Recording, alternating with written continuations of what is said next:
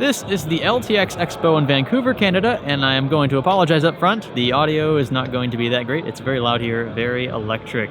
It might look a bit busy to you, and that's because it was here. A few thousand people showed up, and I found myself struggling to find room at times to film vlog style for this video. That's a crowd cheering for Linus on stage, which is why a majority of what you'll see here is voiced over. This is as good as I could do here. I wanted to give you an inside tour of the event and let you know what you're missing by not being here. Linus and the crew did an incredible job, and I'm very appreciative of the opportunity to have been a part of it. Media from all over attended, including some of your favorite tech YouTubers and web personalities. Linus's goal was to give fans instant access to creators, and in turn, give us creators instant access to each other. It was great meeting fans from all across the globe. I'm nowhere near the biggest creator here, but was still humbled by the sheer number of people who stopped to ask us for a selfie or a signature.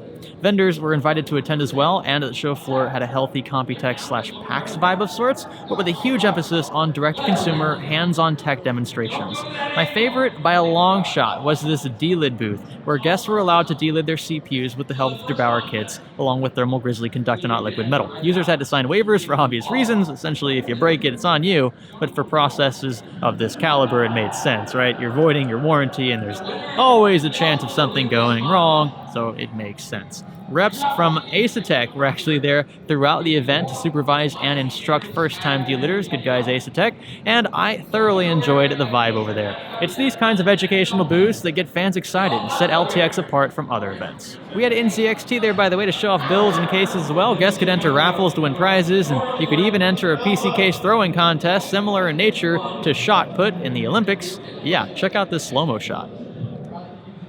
I'd call that good form. And it wasn't just in ZXT, by the way. We had EVGA, Razer, and other noteworthy vendors on the show floor. This is why I say it felt like a very concentrated Computex event, laid out specifically to indulge fans. A nice change of pace for once. The LMG crew brought their VR RC cars to the convention center as well, which was one heck of an experience. I mean, sure, it wasn't perfect, but the sheer number of man-hours that went into designing and engineering these setups is impressive. I'm really hoping this sticks around next year, and yeah, hopefully we have a few more than just one RC car up and running at a time. Look, I don't blame them. This is some beyond me technical achievement. I don't know how they got this to work. They do have videos on this though. Check them out. Speaking of VR, there were many booths dedicated specifically to it, showcasing many different games and overall experiences. I thought it was cool because a lot of folks just haven't had the opportunity to try out good VR in 2019. Rather than buying a kit at the risk of not enjoying it, guests could test drive these setups and, a full-fledged in-game experience and decide for themselves if it was something worth investing in. LTX also featured a large stage for several panels. It was a great way for us to communicate directly to the fans en masse.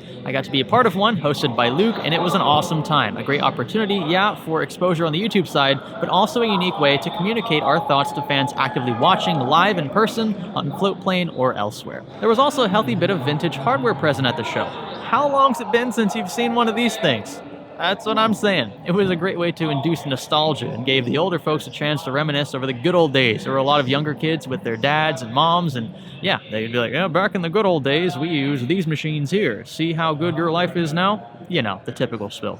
The crew set up several workstations based on hardware generations as well, so you could see how technology improved over time. We're talking about something as far back as the Q9000 series, scaled up over time to the current AMD comeback that is Ryzen. Again, a great way to introduce, especially first-time builders, to the world of PCs. There was also an enormous section of the convention hall roped off for BYOC gamers. That's bring your own computer. You wanted to bring your rig to game on overnight. Yeah, you could do that here. There were so many unique builds. I saw some that were ultra compact and others that were extremely large and flashy, to each his or her own. But to be honest, having a LAN party baked into an event like this is, pretty awesome. The LTX crew, thanks to their many sponsors, gave away so much tech, by the way, that I lost count after about a dozen. RTX 2080s, 9900Ks, you name it. High-end hardware was literally given away for nothing en masse. The energy was electric.